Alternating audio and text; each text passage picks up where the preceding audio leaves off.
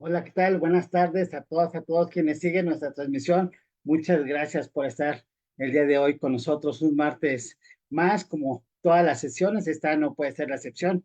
Una excelente ponente de talla internacional desde Uruguay nos acompaña el día de hoy la maestra Paola Vázquez. Maestra, muchas gracias por estar el día de hoy con nosotros. Para nosotros es un placer tener este tipo de ponentes. Nuestra audiencia está acostumbrada justamente a este tipo de profesionales de alta calidad. Maestra, antes de iniciar la sesión y darle la palabra, quisiera que nuestra audiencia conociera un poco de su semblanza curricular. La maestra Paola Vázquez tiene una formación de especialista en cuidados intensivos. Es diplomada ella en manejo del dolor, en cuidados paliativos, en teorías y modelos de enfermería, las taxonomías NANDA, NOCMIC. También tiene formación en accesos vasculares y terapia de infusión en administración de servicios de la salud y está ahorita cursando la maestría en ciencias de la salud. Ella, pues, desde el 2005 a la fecha ha sido enfermera operativa y siempre lo comentábamos que una de las cualidades o de las fortalezas de los profesionales de enfermería para que se vuelvan también en esta parte una autoridad es justamente este vínculo entre en la parte de combinar lo que viene siendo la parte clínica y la parte de educación. Esa es una fortaleza que nos permite conjugar mucho la teoría y la práctica y bueno, es parte de sus cualidades como profesional. También es profesora agregada G4 y coordinadora de la especialidad en cuidados intensivos en la Facultad de Enfermería U de la R. La maestra también es miembro de diversas organizaciones, entre ellas es vicepresidenta de la Sociedad Uruguaya de Enfermería en Cuidados Intensivos, la SUESI. También es vicepresidenta de la Sociedad Uruguaya de Terapia de Infusión, SUTI, y es secretaria de la Federación Latinoamericana de Enfermería en Cuidados Intensivos. Maestra, sé que solo esto solamente es una semblanza de su currículum, tiene muchas más actividades académicas, sin embargo, bueno, pues sé que siempre lo comento aquí, las maestras tienen siempre una sencillez en esta parte de su formación y bueno, no se expresa todo, pero bueno, esto es para que se den una idea de la profesional que tenemos en esta sesión. Maestra, pues sin más preámbulo, le quiero ceder la palabra y si al final nos permite una interacción, sería excelente. Vamos a hablar hoy sobre cuidados de enfermería en el estado de choque. Maestra, adelante, por favor, y bienvenida a esta sesión. Muchísimas gracias. Como les decía anteriormente, para mí es un placer estar con ustedes. Y bueno, sin más detenimiento, me gustaría iniciar la presentación para no tomarles mucho de su tiempo. Me gustaría saber si ven la presentación. Sí se ve, maestra, solamente falta Perfecto. proyectarla. Ya está proyectada. Bien, perfecto. Bueno, como mencionaba el maestro Silvino, vamos a hablar acerca de los cuidados de enfermería en el estado de choque, que simplemente para comentarles, aquí en Uruguay nosotros le decimos, en vez de choque, shock, pero estaríamos hablando de lo mismo. ¿Por qué es importante este tema para aquellos que nos desempeñamos en cuidados intensivos? Bueno, porque es esencial o son esenciales los cuidados para proporcionar una atención de calidad y que podamos salvar vidas en aquellos pacientes en estado de shock. La capacidad que tenemos como enfermeros de reconocer los signos y los síntomas de esta condición es muy importante. Esto requiere que nosotros tengamos la experticia, que evidentemente nos preparemos para ello. Esto nos va a permitir realizar una evaluación rápida, precisa y administrar intervenciones efectivas que son componentes críticos del rol de enfermería en el manejo de esta emergencia médica. ¿Y por qué decimos que las intervenciones deben ser efectivas y que es un componente vital o crítico de nuestro rol? Porque como siempre hablamos, enfermería es el que está al pie de cama de paciente las 24 horas. Entonces, nosotros tenemos esa capacidad de determinar cuándo el paciente que tenemos en determinada unidad comienza con algunos signos y síntomas de justamente el shock. Los cuidados de enfermería, entonces, como mencionaba, desempeñan un papel fundamental en el paciente en este estado de shock. La enfermera tiene un rol crucial en la identificación temprana de los signos y síntomas y en la realización rápida de una evaluación, que no solamente sea rápida, sino también que sea precisa, y en la implementación de intervenciones que puedan estabilizar a este paciente y también mejorar su pronóstico. El enfoque de enfermería en el paciente en estado de shock se va a centrar en algunos aspectos grandes que son monitorización continua de los signos vitales, administración rápida y adecuada de fluidos intravenosas para poder restaurar lo que es la perfusión tisular, monitorizar y proporcionar el soporte adecuado de la función cardiovascular, respiratoria, renal y bueno, y también la colaboración estrecha con el equipo médico para asegurar el manejo integral del paciente. En este último tiempo se está destacando mucho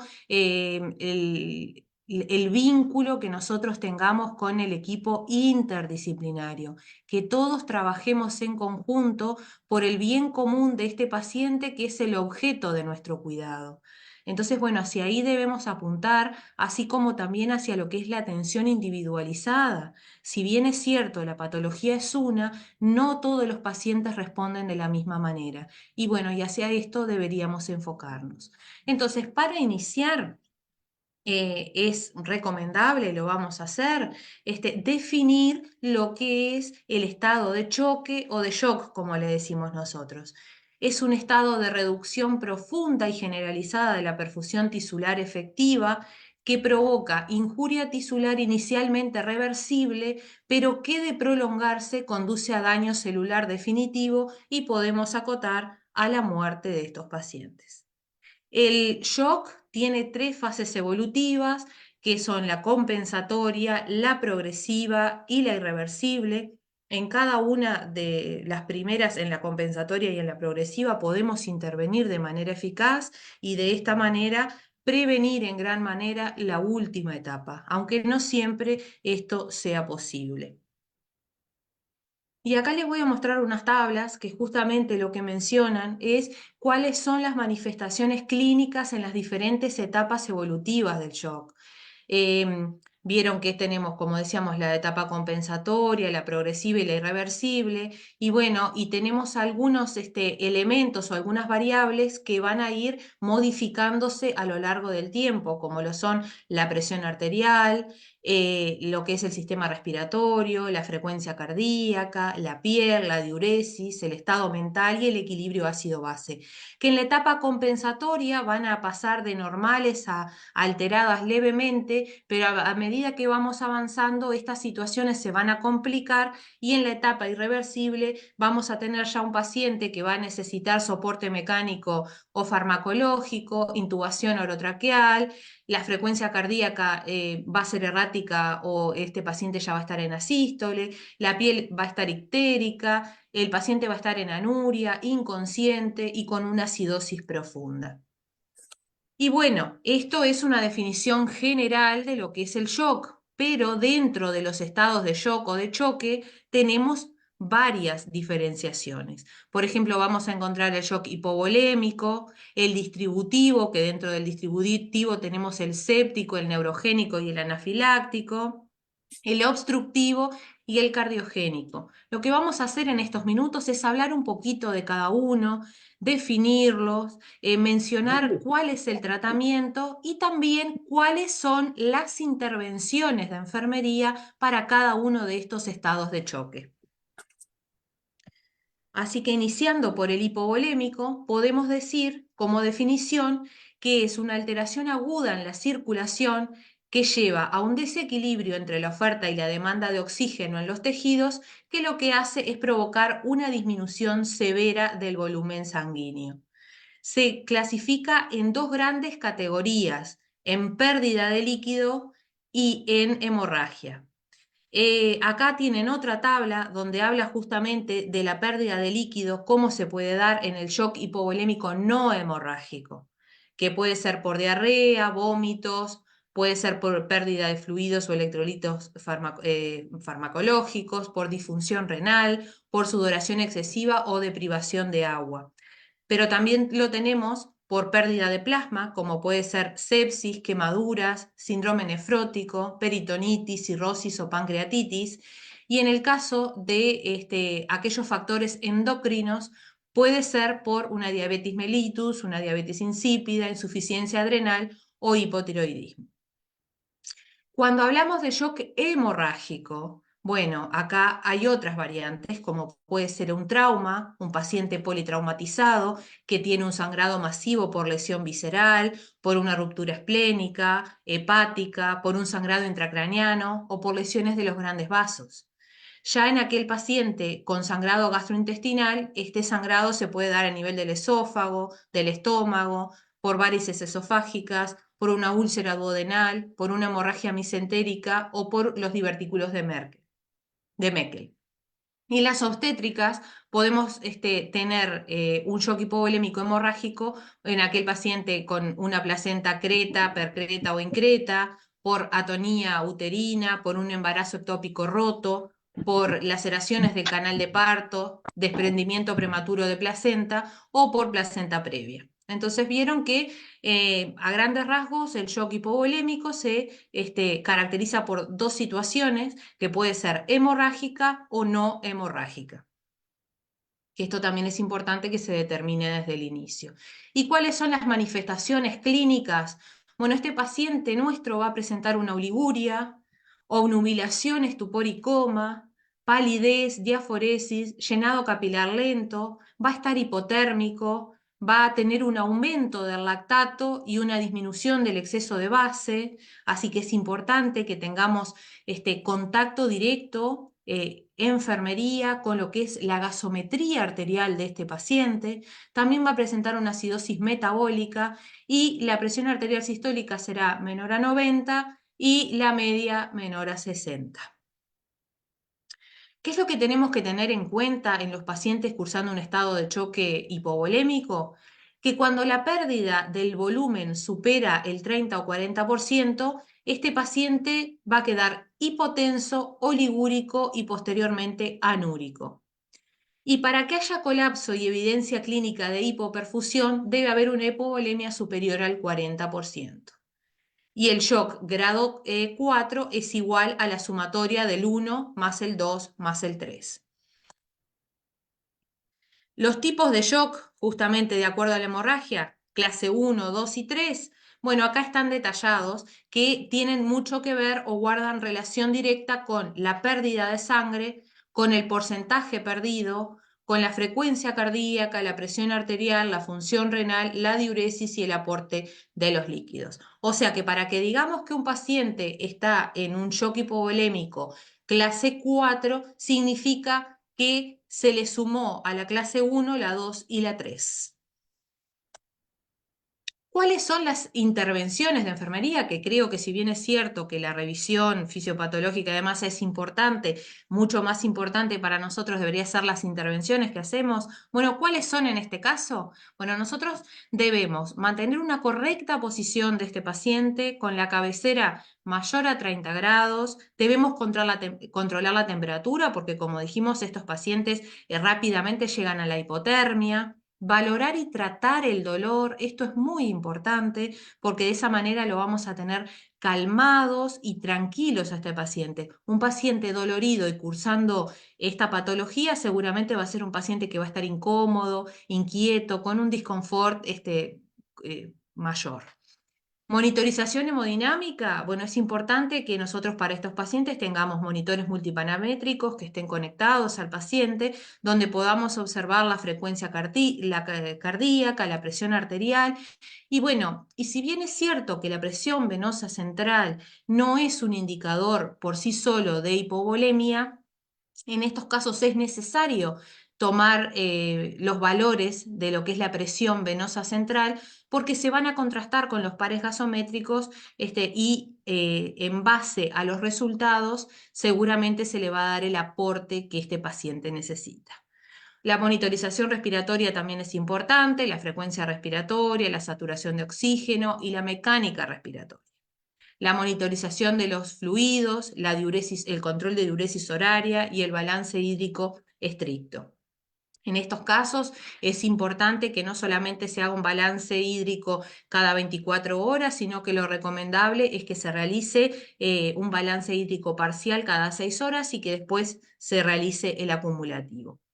Es importante, como decíamos, tanto para tratar el dolor como para todo lo que tiene que ver con la esfera psicoemocional del paciente, el poder tranquilizarlo, tanto al paciente como a la familia, explicarle la situación, explicarle que lo estamos conteniendo y que vamos a hacer todo lo que esté a nuestro alcance para que se recupere y también los pasos que vamos a seguir mientras que este paciente esté despierto. ¿Cuáles son los objetivos del tratamiento? Bueno, restablecer una perfusión adecuada, mejorando la volemia para optimizar el aporte de oxígeno a las células, evitando las lesiones celulares. Y bueno, y el tratamiento, acá se los coloqué de manera más sintética para que lo puedan ver. El shock hipovolémico hemorrágico, el tratamiento es el control de la hemorragia externa y esto se hace mediante compresión y posterior vendaje, una movilización limitada del paciente en función de las lesiones que éste presente. La hemorragia digestiva alta, lo que se aconseja es la intervención precoz, o sea que la intervención precoz va por el lado de la realización de endoscopía, colocación de sonda para comprimir los puntos de sangrado y la vigilancia de la hematemesis de estos pacientes. Y en el nivel de conciencia, bueno, como dijimos, estos pacientes están muy propensos a comenzar obnubilados, después con estupor y llegar al coma. Entonces es importante que prestemos atención al nivel de conciencia de estos pacientes. En lo que tiene que ver con el shock hipovolémico no hemorrágico, bueno, es importante la monitorización de la presión intraabdominal, el control de la diuresis, el control de la glicemia, la suspensión de la vía oral y el inicio precoz de la nutrición, en este caso parenteral. Y en caso de diabetes, lo que debemos prestar especial atención es a la diuresis y realizar un balance estricto con la consecuente reposición de líquidos y electrolitos. Pasando ahora entonces a el shock distributivo, vieron que es algo que no nos... El shock es el estado de shock, el paciente en estado de shock es una temática muy amplia que daría para tener una jornada de 1 hora, 2 horas con cada uno de los tipos de shock. Entonces la idea en el día de hoy es que ustedes puedan tener un paneo general de todos los tipos de shock. Pero, como les digo, daría para tener otra jornada en la cual nos detengamos más tiempo en cada uno de estos tipos de choque y también cuál es el monitoreo hemodinámico específico en cada caso y cuáles son los avances en el en el monitoreo hemodinámico, perdón, para lograr la estabilidad de este tipo de pacientes. Y hay muchos avances al respecto, así que bueno, seguramente en otra oportunidad podemos estar intercambiando esta información. Bueno, pasamos lo que es el shock hipovolémico, hemorrágico y no hemorrágico, y ahora nos vamos a detener un poquito en lo que es el shock distributivo, que la definición es distribución anormal del flujo sanguíneo producido por una disminución del tono vascular periférico, produciéndose una hipovolemia relativa. ¿Qué tipos de shock distributivo hay? Como habíamos mencionado al inicio, hay 3 dentro de esta clasificación: el shock séptico, el neurogénico y el anafiláctico. Seguramente en nuestros centros de terapia intensiva el shock distributivo más común es el shock séptico, que se define como el estado de perfusión tisular ineficaz en el contexto de una respuesta inflamatoria sistémica secundaria a un foco infeccioso. Entonces, ¿cuáles son las manifestaciones clínicas específicas del shock séptico? Bueno, vamos a encontrar a nuestro paciente con fiebre o hipotermia, escalofríos o chucho, hiperventilación, taquicardia, frialdad periférica, relleno capilar enlentecido, lesiones cutáneas que pueden ser equimosis o petequias, trastornos de la conciencia y del estado mental. Estos pacientes se van a encontrar confusos, inquietos, ansiosos o por el otro lado, letárgicos, obnubilados y comatosos. Este paciente también va a cursar con una hipotensión, con cianosis, oliguria y con algunos signos de insuficiencia cardíaca. ¿Qué tenemos que tener en cuenta? Que los microorganismos causantes de la infección pueden ser bacterias, virus, hongos o parásitos. Por eso es importante que en la medida de lo posible podamos determinar qué es lo que le está causando este choque al paciente para poder tratarlo de la mejor manera. Y como decíamos al principio de lo que es el shock distributivo, es la forma más frecuente y se asocia a la sepsis grave. ¿Cuáles son las intervenciones nuestras en el shock séptico? Bueno, tenemos que monitorizar de forma continua estos parámetros: ritmo y frecuencia cardíaca, presión arterial, frecuencia respiratoria y saturación de oxígeno, temperatura. Debemos controlar de forma estricta la diuresis y el nivel de conciencia y el estado de la piel, y no menos importante, el control de la glicemia de estos pacientes. ¿Cuál va a ser el objetivo en el tratamiento? Restaurar la perfusión tisular a través de parámetros clínicos, metabólicos y macrohemodinámicos. La piedra angular en este tratamiento, en el manejo, mejor dicho, de lo que es el paciente en shock séptico, es la rapidez y eficacia en instaurar las medidas terapéuticas y la monitorización intensiva. Y si bien es cierto, nosotros no somos los que indicamos los antibióticos que este paciente va a recibir, es importante de nuestra parte que una vez que estén indicados se realicen en tiempo y forma lo más rápido posible. Esto puede hacer la diferencia entre la vida o la muerte de estos pacientes cursando un estado de shock séptico.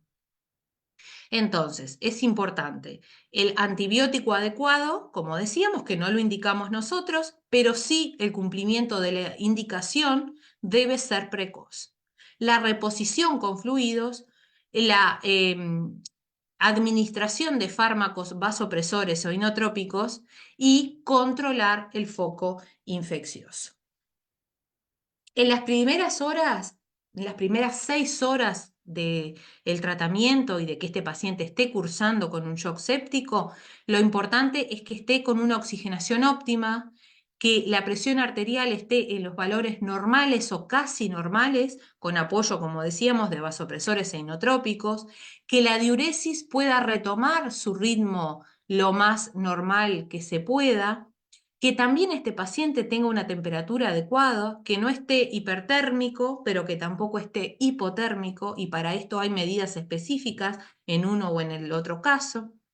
Adecuar la hidratación y la nutrición, mantener una glicemia en los rangos normales, que este paciente al estar estable pueda recuperar el nivel de conciencia, prevenir las úlceras por estrés, evitar sobreinfecciones, y en aquellos pacientes que tengan un nivel de conciencia un poquito más elevado de lo que al inicio, bueno, aliviar la ansiedad.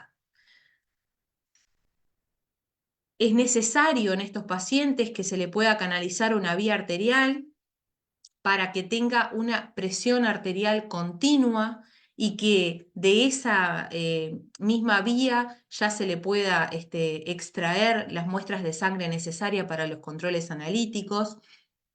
Es importante que este paciente tenga una vía venosa central, una o más, o una con más de un lumen, para el tratamiento intravenoso y para el soporte vasopresor o inotrópico que necesite.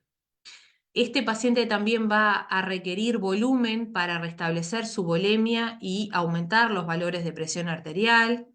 Va a requerir la administración de antibióticos de amplio espectro, empírico, hasta que tengamos los resultados de los cultivos, y posteriormente ya direccionado a el germen o microorganismo que este paciente sea portador. Y en el caso de los pacientes con glicemia elevada, se va a aplicar el protocolo de normoglicemia. ¿Qué tenemos que tener en cuenta con respecto al choque séptico? Que en los estadios más avanzados lo que produce es una disfunción orgánica múltiple y seguido la muerte. Que la infección renal aguda en las primeras 24 horas se asocia a mayor mortalidad, que la insuficiencia hepática va a producir un aumento de transaminasas, hipoglicemia, alteración del nivel de conciencia, acidosis láctica y coagulación intravascular diseminada. Que estos pacientes van a estar más propensos a las hemorragias digestivas y que necesitamos una exhaustiva valoración neurológica para identificar una posible encefalopatía. Y la valoración neurológica, como hablábamos, es una de las valoraciones que enfermería hace más frecuentemente y bueno, y que en estos pacientes debemos que estar muy atentos a los cambios que puedan tener, justamente porque pueden llegar a presentar una encefalopatía. El segundo tipo de shock distributivo es el shock neurogénico, que se define como un fenómeno neurovascular que se produce cuando hay una lesión en el sistema nervioso central, por ejemplo en el cerebro o la médula espinal, que lo que hace es alterar la función del sistema nervioso, afectando la distribución de la sangre por todo el organismo. Este no es un tipo de shock muy frecuente, pero sí lo hemos visto en nuestros centros de terapia intensiva. ¿Cómo se da o cuáles son las manifestaciones clínicas específicas? Hipotensión, bradicardia, y es importante resaltar que esta bradicardia se da para compensar la caída del gasto cardíaco. Vamos a tener un paciente con piel caliente y seca, que a pesar de estas características de su piel va a estar hipotérmico y que va a tener una vasodilatación periférica por pérdida del tono simpático, que va a llevar al descenso de la respuesta ventricular y caída de la presión arterial. ¿Qué aspectos debemos tener en cuenta con respecto a este shock? Que es la forma, como decíamos, más rara de shock, no es lo más frecuente en terapia intensiva, que antes de etiquetar un shock como neurogénico, es necesario que descartemos otras causas, como por ejemplo un sangrado, y que este paciente en realidad no esté cursando un shock neurogénico y sí un shock hipovolémico. Puede ser causado por cualquier factor que altere el sistema nervioso simpático y la causa más común es una lesión de la médula espinal por encima de T6 y otras causas incluyen la anestesia espinal, los fármacos, el estrés emocional, dolor y alteraciones del sistema nervioso central. ¿Cuáles son nuestras intervenciones? Bueno, tratar la hipovolemia, mantener la normotermia, prevenir la hipoxia, vigilar las posibles arritmias que se puedan presentar. Hablábamos de la bradicardia, pero pueden existir otro tipo de arritmias en este paciente. Debemos tenerlo correctamente alineado, la cabeza, el cuello, todo el tronco, tórax, abdomen y miembros superiores e inferiores, o sea, correcta alineación cervical y valoración continua del estado neurológico. Vigilar también cómo está inmovilizado este paciente con lesiones de médula espinal. Bueno, se administra atropina para el tratamiento de estos pacientes, es importante que lo sepan. También drogas vasoactivas para aumentar las resistencias periféricas y también para aumentar la presión arterial. Y debemos monitorizar la respuesta del paciente a estos cuidados proporcionados. El tratamiento va a ir enfocado a controlar o eliminar la causa del shock, evitar la inestabilidad cardiovascular y favorecer la perfusión tisular. Y bueno, en este paciente nuestra presión arterial objetivo va a ser entre 85 y 90, la presión arterial media. Se va a administrar volumen, pero no sobrecargar a este paciente de volumen, ya que es frecuente en sobrecarga de volumen la insuficiencia cardíaca congestiva y el edema pulmonar.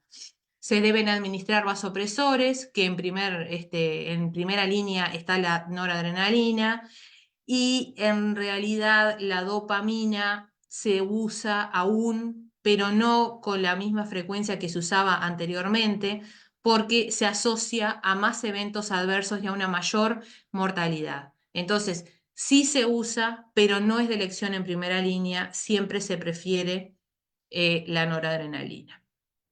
La atropina, como decíamos, para el tratamiento de la bradicardia sintomática, los corticoides y la posición del paciente en Trendelenburg. Bueno, y pasamos al tercer estado de choque dentro de los distributivos, que es el anafiláctico, que también es llamado shock alérgico o anafilaxia, y es un tipo de reacción alérgica que puede ser mortal. Se produce cuando la respuesta del cuerpo a un alergeno o a una sustancia que activa el sistema inmune que el cuerpo considera una amenaza.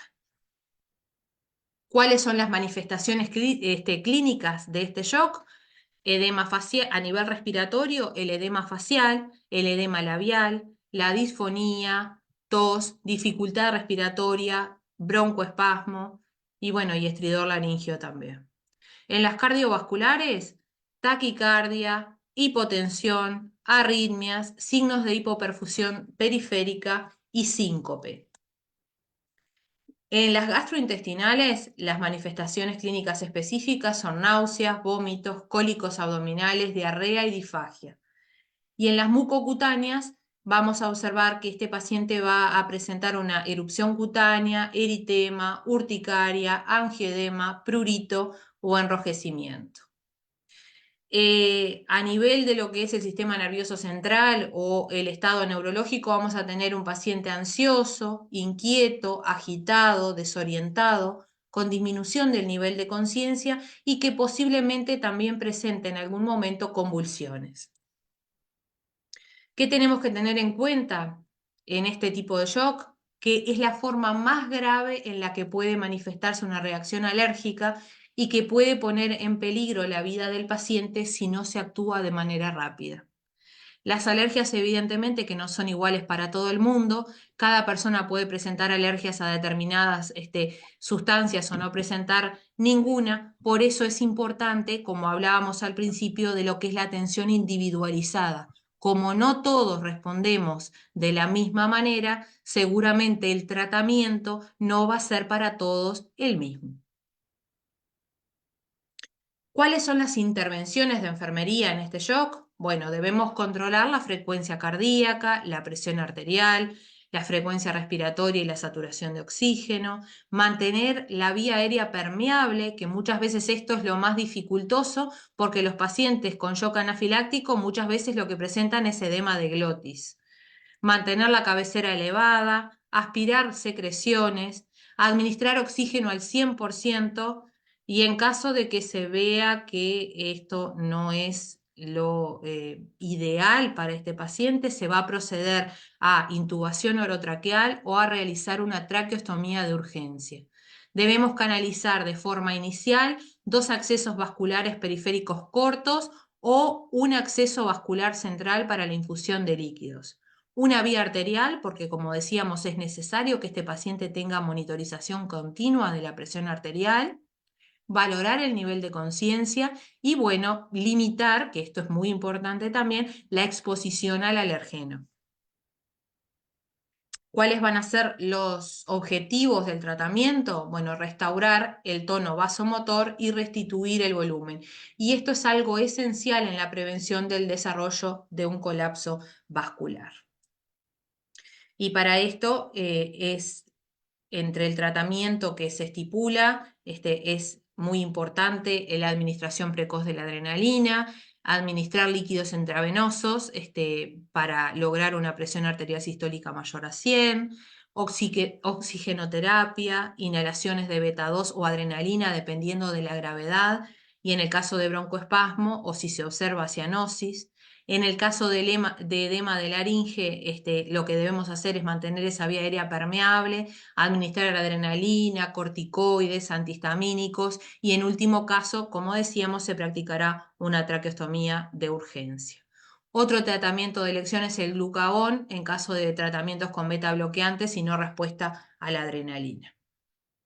Y bueno, espero que no se hayan dormido con esto porque todavía nos queda un poquito más, así que vamos a seguir.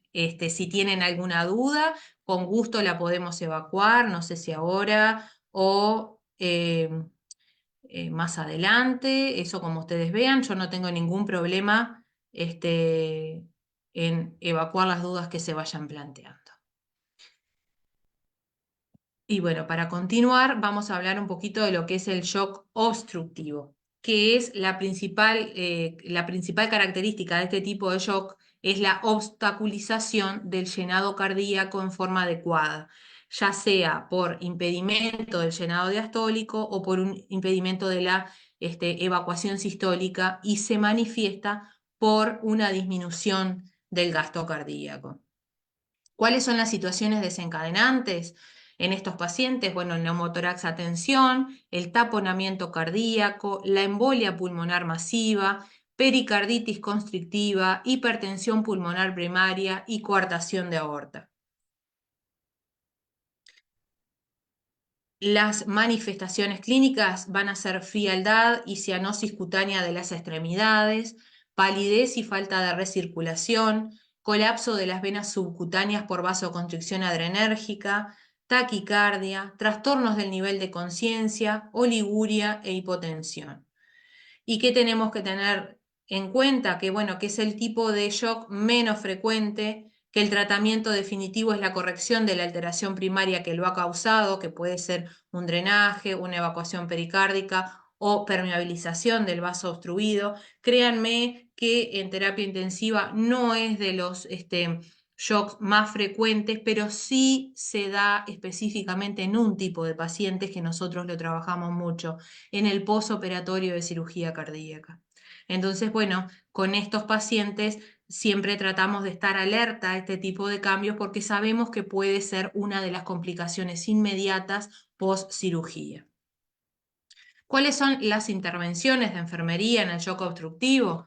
Bueno, debemos tener al paciente en reposo, posicionarlo en Trendelenburg, brindar apoyo psicoemocional, administrar oxigenoterapia, monitorización electrocardiográfica continua por posibles arritmias, control de los parámetros vitales como lo son la presión arterial, la frecuencia respiratoria, frecuencia cardíaca, ritmo, monitoreo hemodinámico, preparar al paciente para realizarle un acceso vascular central, colocación de drenaje de tórax, traslado a sala de hemodinamia o a bloque quirúrgico de acuerdo a lo que se decida y de acuerdo al estado clínico de este paciente.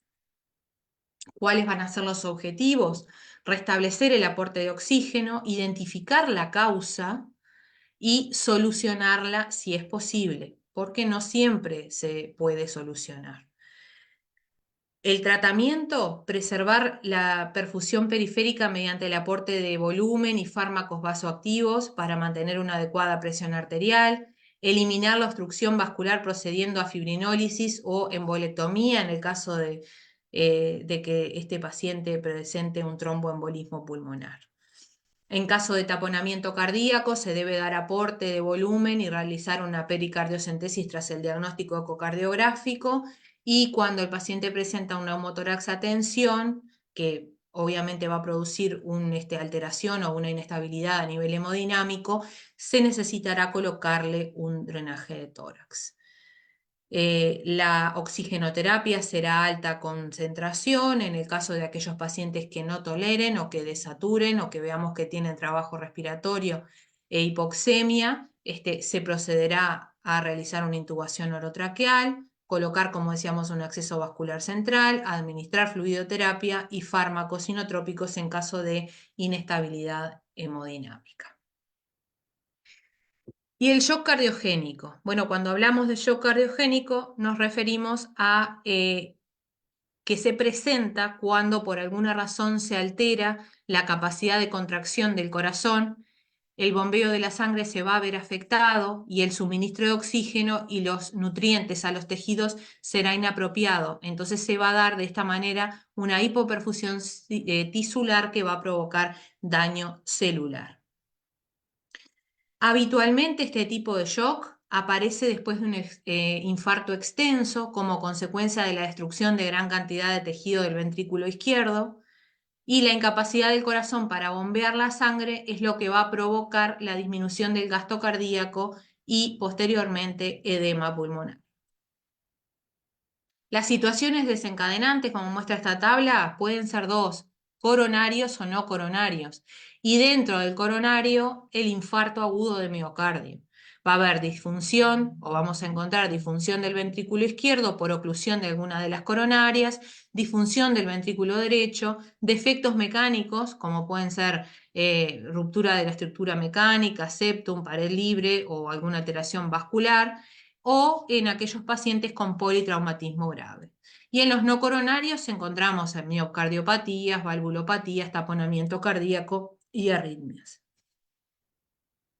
¿Cuáles son las manifestaciones clínicas? Bueno, la vamos a dividir por sistemas y dentro del sistema circulatorio vamos a tener un paciente que tiene una presión arterial sistólica menor de 90, pero como sigue diciendo acá la diapositiva, no es necesaria para definir el estado de shock. Tiene que acompañarse de signos de hipoperfusión y de lactato elevado. O sea que si nosotros tenemos un paciente con una presión arterial menor a 90, no siempre va a significar que esté cursando un shock cardiogénico. Evidentemente necesitamos otros parámetros a analizar. Estos pacientes van a tener un aumento de la presión venosa central, ingurgitación yugular por insuficiencia cardíaca derecha, pulsos periféricos filiformes o ausentes, taquicardia, arritmia, pulso débil. Relleno capilar enlentecido, piel fría, pálida, húmeda, livideces en los miembros a predominio de las rodillas, alteración del lactato en más y saturación venosa de oxígeno en menos. Algunos pacientes también van a presentar un síndrome de respuesta inflamatoria precoz, con fiebre, hiperleucocitosis y resistencias vasculares periféricas bajas a pesar del uso de vasopresores.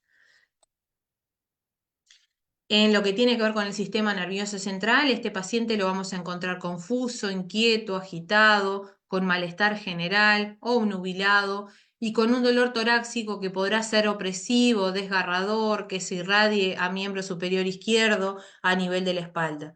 Por eso es muy importante que dentro de todo ese caos podamos aliviarle el dolor a estos pacientes, porque de esta manera vamos a poder seguir el tratamiento específico de manera más libre, porque un paciente dolorido no es un paciente colaborador y muchas veces interfiere en el tratamiento específico que hagamos por una situación obvia. Está dolorido y eso le causa malestar. En lo respiratorio, vamos a tener un paciente con dificultad respiratoria, con disnea, con estertores, taquipnea y cianosis. Este paciente va a presentar oliguria con una diuresis menor a 30 mililitros hora. Y algunos aspectos importantes, como todos los shock hemos visto que tienen sus características, bueno, en este caso no suele aparecer una taquicardia en aquellos pacientes que toman beta bloqueantes o en portadores de marcapasos. O sea que volvemos a lo mismo que la PA. Así como no todo paciente que tenga menos de 90 de sistólica significa que está en shock cardiogénico, tampoco quiere decir que si el paciente no está taquicárdico, tomando beta bloqueantes o con presencia de marcapaso, no esté cursando el shock. En pacientes en estado de shock avanzado no se les administrará nutrición enteral, sino que estará suspendida. Es aconsejable en este tipo de pacientes tomar la temperatura rectal, ya que el axilar no es fiable como expresión de la temperatura corporal central porque hay una deficiente perfusión periférica. Por eso lo mejor es que coloquemos en ellos un termómetro rectal o en el caso de que tenga monitoreo hemodinámico con un catéter de arteria pulmonar, vamos a obtener de esa forma la temperatura central. El test de relleno capilar en estos pacientes tampoco es válido porque está expuesto el paciente a temperaturas bajas. Entonces es lógico que vamos a tener un relleno capilar enlentecido o un paciente sin relleno capilar. La palpación del pulso también nos puede proporcionar información aproximada sobre el valor de la presión arterial. Y aquí tienen algunos ejemplos. Por ejemplo, un pulso radial que si nosotros lo palpamos al pulso radial, vamos a saber que tenemos una presión arterial sistólica superior a 80.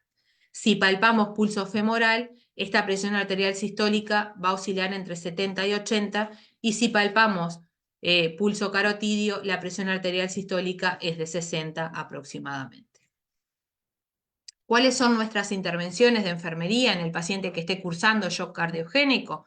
Bueno, debemos, como decíamos, que a veces me adelanto un poco a las diapositivas, mantener al paciente confortable y sin dolor, controlar las constantes vitales, controlar la diuresis, controlar la presión venosa central, al menos en las primeras horas, controlar la glicemia, vigilar el ritmo y la cantidad de flujo y los líquidos intravenosos, medir la ingesta y la eliminación, y realizar un balance hídrico estricto, vigilar los efectos secundarios producidos por los fármacos administrados, como son taquicardia e hipertensión, en el caso de la dobutamina, o la hipotensión arterial. Efectuar los cambios de los equipos de, de infusión o la fluidoterapia según el protocolo del servicio, con la finalidad de evitar las infecciones asociadas a la atención de salud, vigilar y efectuar los cuidados necesarios de los catéteres, de los accesos vasculares centrales, periféricos, vía arterial, catéter de Swan-Ganz o catéter de arteria pulmonar, como lo conocemos, o balón intraórtico de contrapulsación.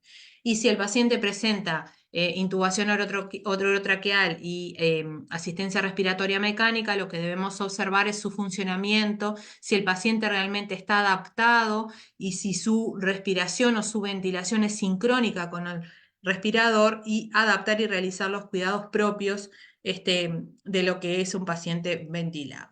De esta manera también estaremos evitando lo que son las neumonías asociadas a la ventilación mecánica.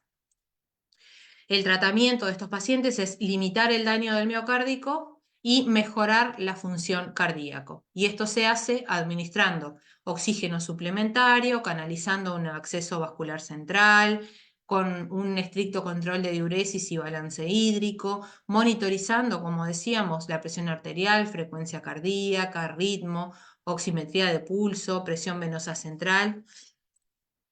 Y bueno, y la medicación más frecuente que se administra en este tipo de pacientes son las cargas de volumen con suero fisiológico para optimizar la precarga ventricular y tratar la hipovolemia.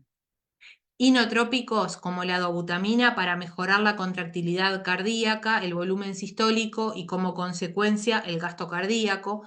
Y los vasopresores como la noradrenalina para aumentar el gasto cardíaco, mejorar el flujo sanguíneo coronario por su elevado efecto vasoconstrictor periférico, y se debe evitar solo si el paciente mantiene se debe utilizar, perdón, no evitar, utilizar si el paciente mantiene una sistólica mayor a 80, presentando riesgo de isquemia tisular. Vasodilatadores también, como la nitroglicerina, que mejora la perfusión coronaria, los diuréticos para rebajar el volumen circulatorio en presencia de falla congestiva, y sustancias alcalinizantes como lo es el bicarbonato de sodio para contrarrestar la acidosis láctica. ¿Cuál es el tratamiento de estos pacientes? Bueno, cateterismo cardíaco, la cineangiocardiografía. Si no mejora el gasto cardíaco, se le puede colocar un balón intraórtico de contrapulsación, que es una medida de asistencia mecánica circulatoria ante el fracaso del tratamiento farmacológico, cirugía cardíaca y, bueno, y corazón artificial en algunos casos. Entonces, estos eran, como dijimos, intervenciones que son específicas para cada uno de los tipos de shock que vimos. ¿Ah? Pero, ¿qué pasa con aquellas intervenciones generales que se pueden aplicar para todos? Bueno, estas son tres grandes. Manejo del dolor. El dolor puede ser un síntoma significativo en el paciente en estado de shock, ya sea debido a la causa subyacente o también como resultado de las intervenciones terapéuticas, como la colocación de catéteres intravenosos o arteriales. Entonces, ¿qué es lo importante que tengamos en cuenta nosotros? Bueno, que debemos abordar el dolor de manera efectiva para mejorar el control de estos pacientes y reducir su respuesta fisiológica al estrés. Se pueden utilizar para el manejo del dolor diversas estrategias que incluyen administración de analgésicos, como lo son el paracetamol, los opioides u otros medicamentos que estén evaluados por el equipo médico, y que muchas veces por sí solos no calman el dolor, pero sí, si los combinamos, estos tienen un buen efecto analgésico. Enfermería es quien debe estar evaluando continuamente la efectividad del tratamiento para ajustarlo según sea necesario y proporcionar también, que no es menos importante, el apoyo emocional al paciente durante este proceso. Vieron que mucho se habla en este tiempo de humanización y bueno, y si bien es cierto que nosotros vamos a tratar una patología que de no tratarse de forma rápida lo puede llevar a la muerte al paciente, también es importante que contemplemos este otro aspecto, el ser humanizados, y no solo con el paciente, sino también con su familia. Otro de las intervenciones generales es el cuidado de la piel en pacientes que presentan un shock por un prolongado tiempo. Ellos están con riesgo de desarrollar úlceras por presión debido a la inmovilidad, a la alteración de la perfusión tisular. Entonces es fundamental que se realice una evaluación exhaustiva de la piel del paciente, que se le aplique medidas preventivas para reducir el riesgo de las lesiones por presión. Y esto puede incluir, en el caso de que se pueda, cambios de posición frecuentes en el paciente, uso de colchones o de superficies especiales para redistribuir la presión y el cuidado meticuloso de la piel. Y en este aspecto también enfermería cumple un papel o un rol fundamental, no solamente para educar al paciente o a los cuidadores sobre la importancia de la movilización adecuada una vez que este paciente se va, sino que cumple un rol fundamental durante la estancia hospitalaria de estos pacientes para poder valorar de forma continua el estado de esa piel y detectar los signos tempranos de daño, porque es de persistir la hospitalización de este paciente y de generarse un daño en la piel, esto seguramente va a ser una complicación que va a venir de la mano del motivo por el cual lo ingresó en una terapia intensiva este paciente. Entonces es importante que en la medida de lo posible evitemos o hagamos prevención de estas complicaciones. Y bueno, por último, hablamos de la prevención de complicaciones también, pero en este caso, de las lesiones por presión en los pacientes y trombosis venosa profunda. ¿Ah? Estos pacientes en shock están en riesgo de desarrollar trombosis venosas profundas debido a la hipercoagulabilidad y la inmovilidad asociados. Entonces, enfermería juega un papel fundamental en la prevención de estas complicaciones mediante la movilización temprana del paciente, como decíamos, siempre que se pueda, la aplicación de dispositivos de compresión intermitente en las extremidades inferiores y la administración de anticoagulantes según las directrices médicas.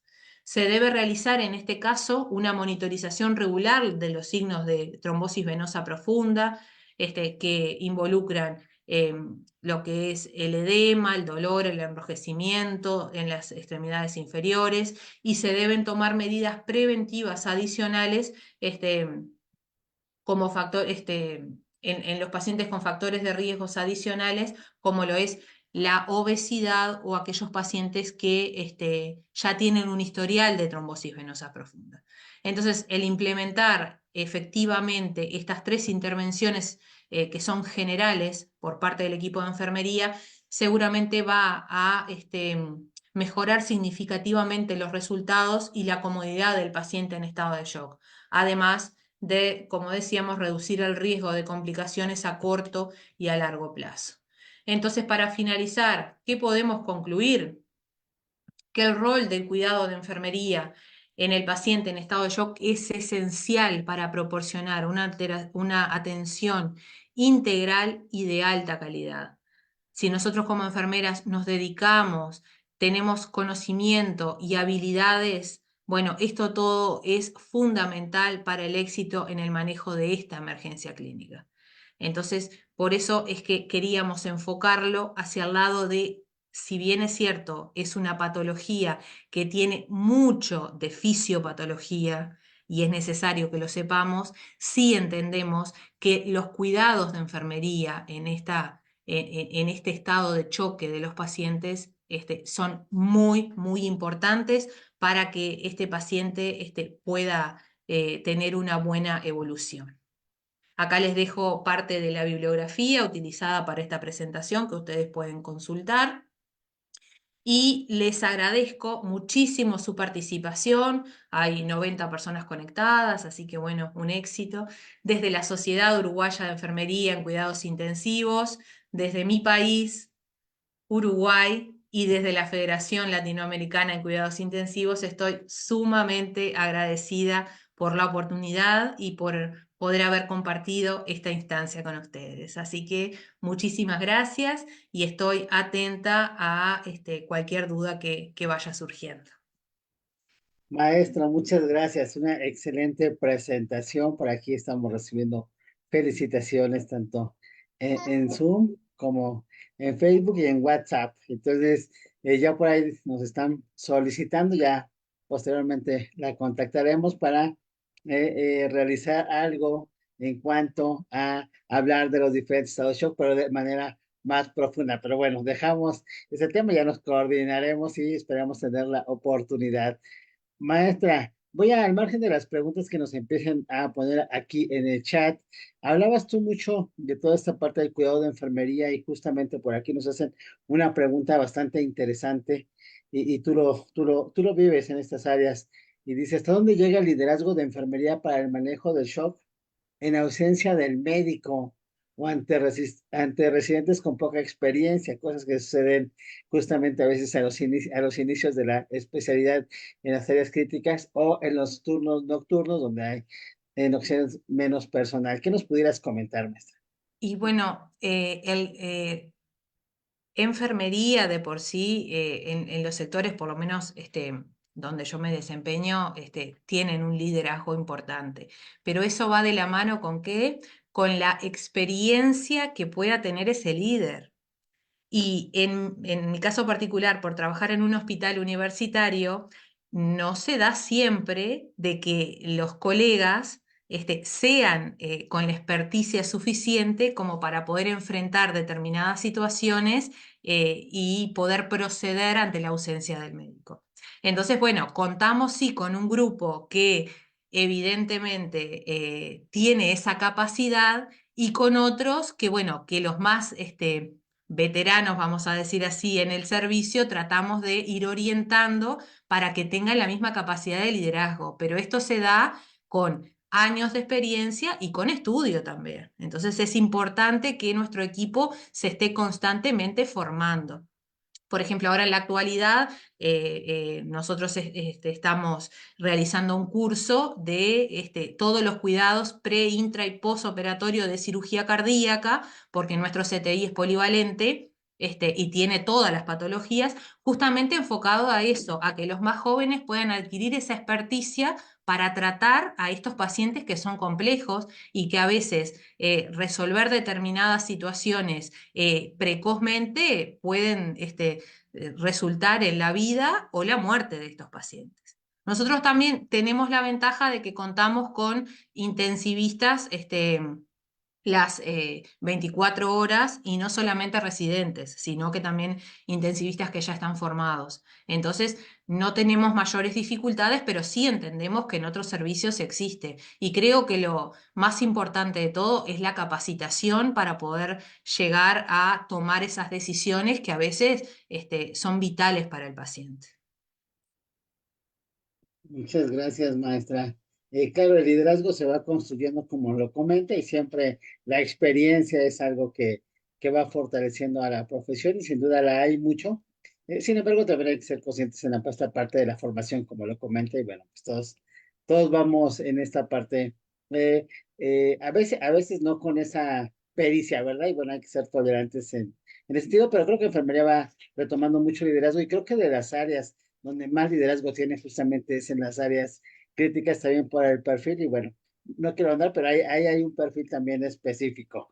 Maestra, por aquí Andrea también nos pregunta y dice, ¿cuándo es preocupante la diuresis del paciente en las primeras horas? Hablando de disminución de orina, en tu experiencia, ¿dónde hay que estar atentos? Como que pareciera que no tiene mucho sentido, pero es uno de los indicadores también clave de repente en los shocks. Y es importante porque se calcula 1 mililitro kilo peso hora. Entonces, no podemos decir un valor, no estamos hablando de que, bueno, que el paciente, la diuresis normal es 50 y menos de 50 mililitros hora, ya esto es una disminución preocupante, porque debemos contemplar en ese caso el peso o el peso estimativo del paciente. No es lo mismo en un paciente que pesa 70 kilos que en uno que pesa 120. Pero sí es importante a grandes rasgos saber que si el paciente orina menos de 50 horas, estamos en un problema y ese problema tenemos que atacarlo de raíz. Seguramente tendremos que administrar volumen, que eso evidentemente nosotros vamos a notificar y el que va a realizar la indicación será el médico que esté de guardia, pero sí administrar volumen, apoyo de algún diurético y bueno, ir viendo también cómo va esa función renal, cómo está ese riñón, cómo está trabajando ese riñón, porque digo, el riñón es uno de los principales afectados cuando el paciente está en un estado de choque. Muchas gracias, maestra. Maestra, por aquí Marisol, bueno, ha estado recibiendo muchas felicitaciones, excelente ponencia, la gente muy, muy agradecida con esta participación y con el hecho de compartir. Por aquí también Marisol nos hace una pregunta, yo la voy a vincular a propósito con tu currículum, donde hablabas de que habías tomado también algún diplomado, alguna especialidad en Anda Nognik, y la pregunta de Marisol, yo ahorita la vinculo, dice la importancia de realizar una buena valoración y las intervenciones de enfermería oportunamente en conexión con todo el equipo multidisciplinario. ¿Por qué lo pregunto? En las áreas críticas regularmente se valora mucho pues, como el área médica, aparatos y sistemas, o cefalocaudal en esta parte. ¿Cómo haces el vínculo justamente con la valoración de enfermería desde los aspectos teóricos? De los aspectos teóricos, ahí, ¿qué nos pudieras comentar, maestra? No profundizo, pero dame un punto de vista, me interesa esta Bueno, parte. esto es todo un tema, pero también al desempeñarme en la docencia con estudiantes que ya son profesionales, pero que están realizando la especialidad y que los tenemos en áreas clínicas, es algo que siempre lo venimos trabajando y tratamos de que, bueno, que ellos puedan determinar cuál es la necesidad, porque digo, en nuestro caso acá en Uruguay trabajamos mucho con Virginia Henderson, cuál es la necesidad que está alterada y en base a esa necesidad hacer la valoración exhaustiva y después de eso poder, mediante la taxonomía Nanda-Nicknock, realizar diagnósticos e intervenciones. Y bueno, y llegamos a la conclusión de que la necesidad que está más afectada es la de circulación, entonces nos concentramos en esa y bueno, y como diagnóstico, generalmente, bueno, más o menos, porque a veces no es el prioritario, pero la disminución del gasto cardíaco es la que siempre se presenta por alguna de las características que ya mencionábamos, que es común a todos los tipos de shock. Entonces siempre tratamos, si bien es cierto que uno a veces viene con el chip de lo que es la valoración médica, de sacarnos de ahí y decir, bueno, si enfermería tiene un idioma que es internacional, usémoslo, usémoslo, porque así como los médicos tienen su idioma y en todos los lados el shock es shock, bueno, nosotros también tenemos elementos para valorar ese shock, pero desde el punto de vista de enfermería. Y bueno, es lo que tratamos de hacer. No siempre sale como quisiéramos y no siempre tenemos la receptividad de parte de los colegas y del sistema también. Porque en el momento que terminamos el cursado, y los estudiantes vuelven a sus lugares de trabajo, muchas veces esto no lo pueden aplicar como ellos desearían. Y bueno, estamos trabajando para eso, para que en algún momento todos podamos usar acá en Uruguay ese idioma que es universal, pero en todas las instituciones.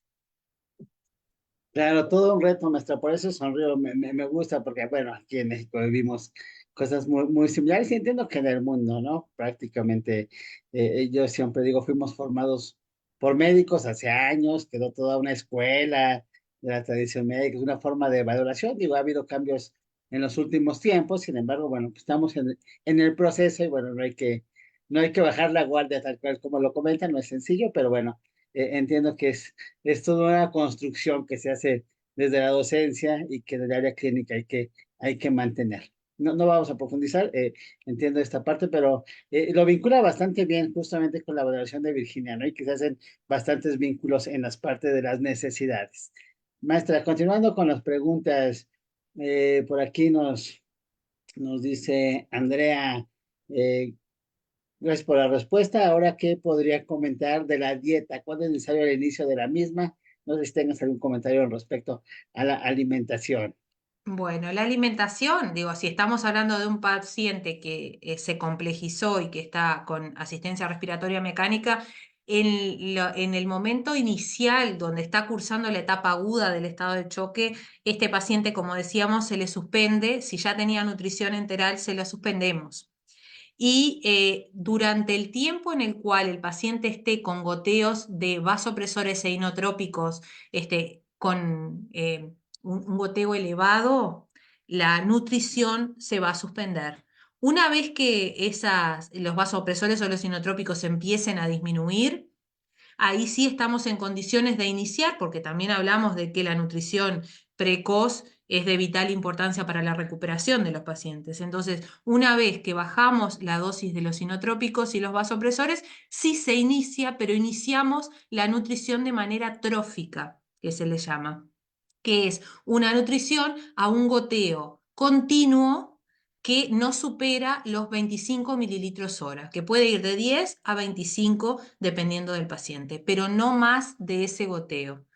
Y después, a medida que veamos que ese paciente va evolucionando satisfactoriamente, recién ahí iniciaría con un goteo ajustado a su kilo peso.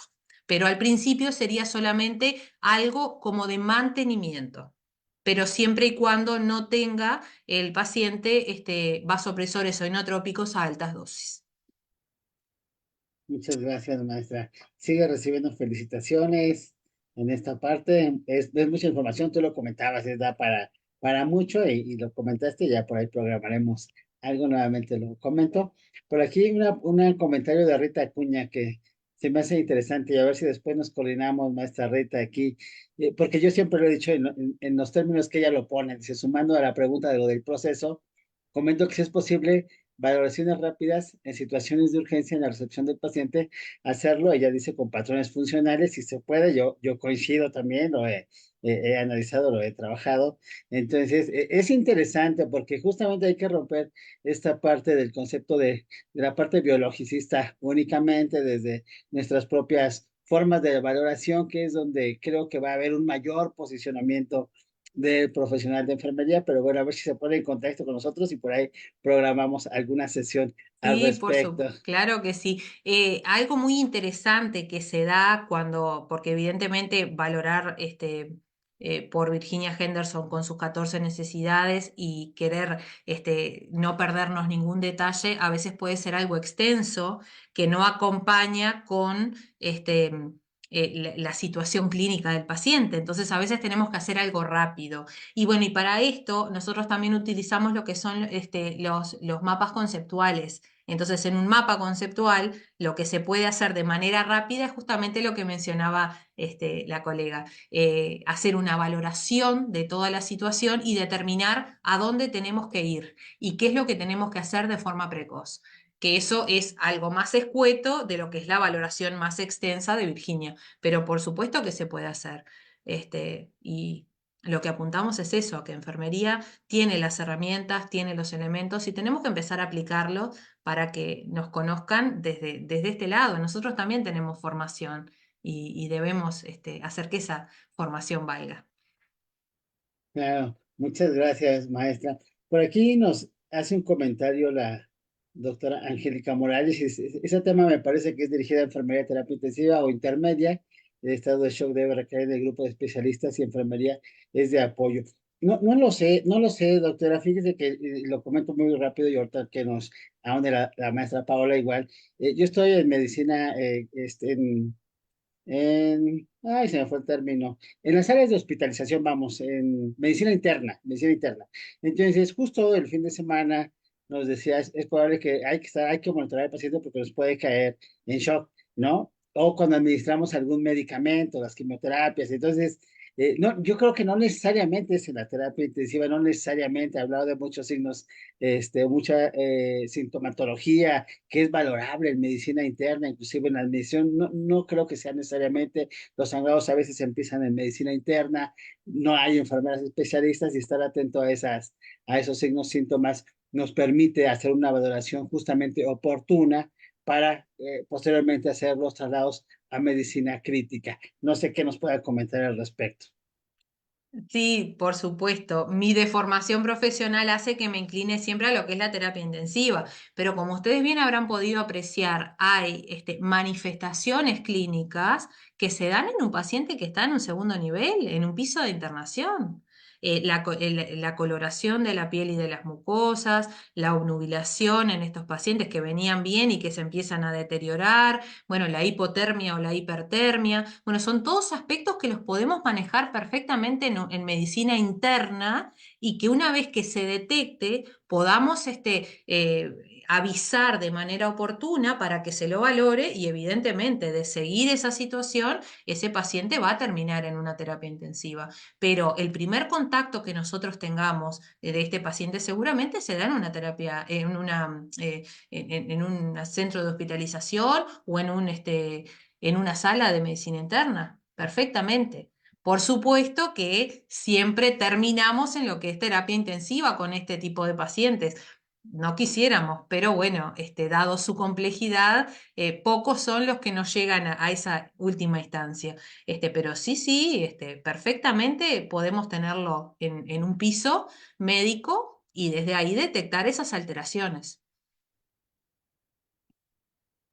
Muchas gracias, doctora. Es el mismo comentario de Hilaria, más o menos va en ese sentido. A lo mejor no son intensivistas o no han estado en las áreas, pero sí, como lo comenta, pues se puede presentar varios shocks anafilácticos, ¿no?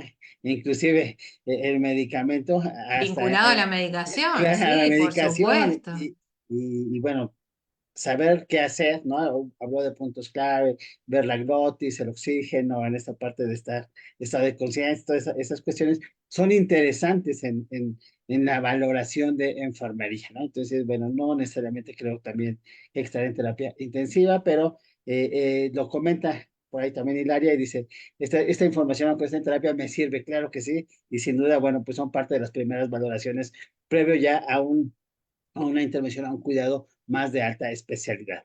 Por aquí Maribel Navarro nos pregunta, enfermeras profesión, solamente tenemos que evidenciar nuestra actual, creo que también es parte de lo que hay que estar haciendo justamente, evidenciando lo que estamos haciendo y bueno, pues ahí es otro tema de profundidad la parte de investigación, publicación y redacción de lo que sucede en las áreas.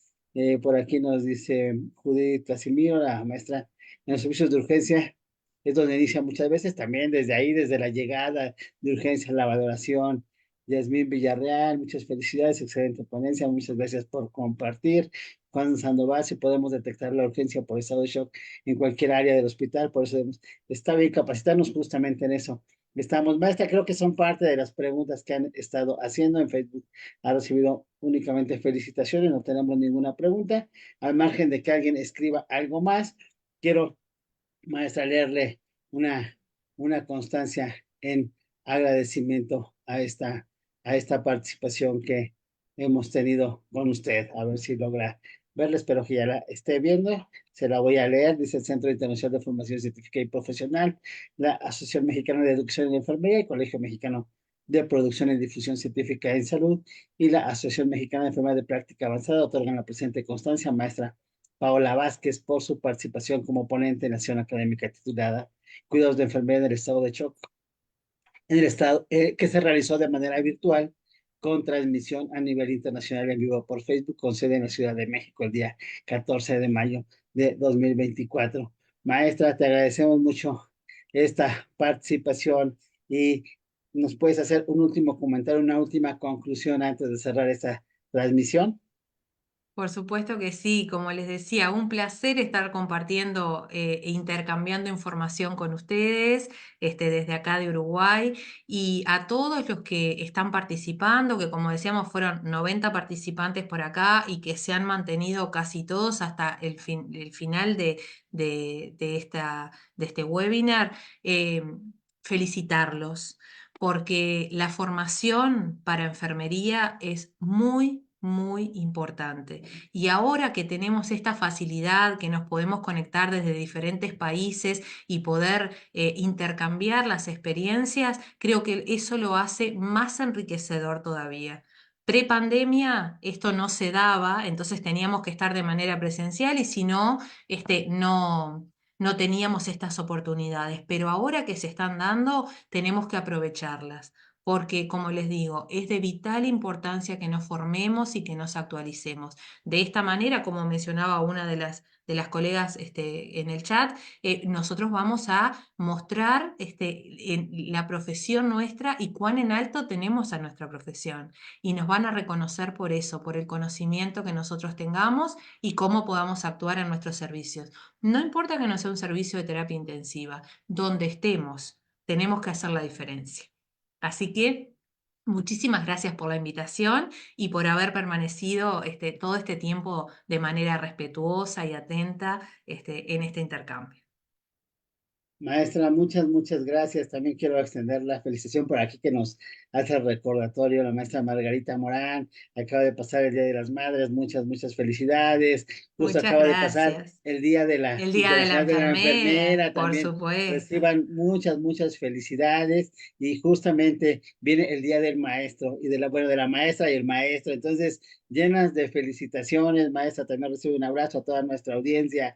Aquí hay muchas mamás, hay todas profesionales de enfermería, muchas maestras formando nuevos valores, nuevos pasantes, nuevos estudiantes, capacitando nuevos ingresos. Entonces, pues prácticamente hoy lleno de felicitaciones a todas. Muchas gracias, Moreta, por este recordatorio y también reciba una felicitación. Hay muchos maestros, prácticamente en la enfermería la docencia se practica todos los días, desde el profesional de enfermería en su etapa de formación en el nuevo ingreso y hasta los médicos cuando son residentes, pasantes y los médicos también que llegan a las instituciones siempre. Enfermería es quien está dando la inducción, nos está apoyando en muchos de los procesos. Entonces, bueno, recibo una felicitación, muchas gracias por permanecer y por estar todos los martes en este tipo de sesiones. Y bueno, se hace la invitación, el próximo martes vamos a iniciar justamente ya el curso de medicina crítica como tal. Va a estar por aquí la maestra Nexiel, expresidenta de la MECTI aquí en México, el maestro Joseph Ulain, también presidente de la MECTI, también actualmente va a estar el maestro Oscar Cabrera, expresidente de la MECTI, presidente de Flexia, ahí con ustedes, maestra, y va a estar también el maestro Humberto Fonseca el próximo martes. Entonces, bueno, esperamos actualmente presidente de Flexi también ahí a nivel toda Latinoamérica. Entonces, por aquí vamos a estar sesionando el día martes a partir de las 4 de la tarde. Espero que se puedan conectar. Y bueno, pues nada, solamente agradecer su tiempo y su participación de nuestra audiencia y de usted, maestra. Muchas gracias por estar el día de hoy con nosotros. Con eso Muchísimas estamos gracias a cerrando. ustedes. Con eso estamos cerrando la transmisión. Tengan todas una excelente noche. Entonces, para quienes son miembros del centro, ya saben, les vamos a enviar su constancia y estamos pendientes también por los chats. Buenas noches a todos. Descansen.